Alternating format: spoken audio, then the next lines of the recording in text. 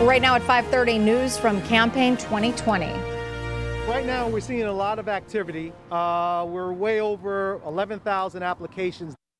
We are less than 5 weeks from the presidential election, and this year, voting by mail is expected to play a huge role. Yeah, in fact, that became a big issue last night between the two candidates during the debate. Channel 3 New Haven Bureau Chief Matt McFarland is live right now with the mobile newsroom with more on how one of Connecticut's largest cities is actually getting ready for Election Day.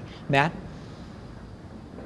Well, Mark and Aaron, absentee ballots here in Connecticut can't go out until Friday, but here in New Haven, well, the rush is already on, and those applications for those ballots, they continue to come in. Over the summer, thousands of Elm City voters sought out absentee ballots for the presidential primaries, and by next month, that new number is going to blow that away. Right now, we're looking at least a 68% turnout when it comes to absentees. So we got 9,000 applications in for the primary. We're way over 12. We look to probably do up to 31,000 for the general election. In fact, when we were talking with New Haven City Clerk Michael Smart, a voter walked up to drop off her application in one of the 4 election drop boxes in the Elm City.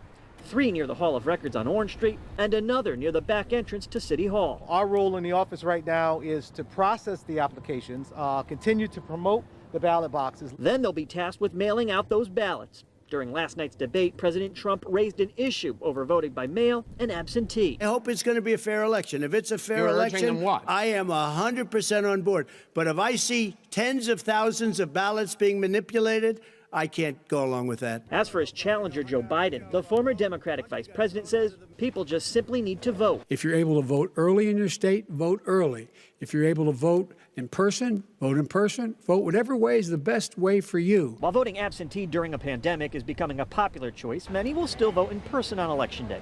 And here in New Haven, they've had issues in the past with long lines of people looking to register the same day. While cities can request a second Election Day registration site, we're told New Haven isn't looking into one. But all cities must soon submit their plans when it comes to staffing Election Day registration. And it needs to get signed off by the Secretary of the State's office so we don't see a repeat of the bottleneck here in New Haven in 2016 and 2018.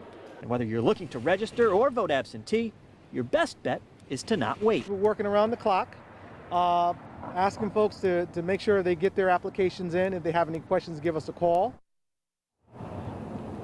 Now, if you want to vote absentee and you haven't received an application, you should reach out to your town clerk.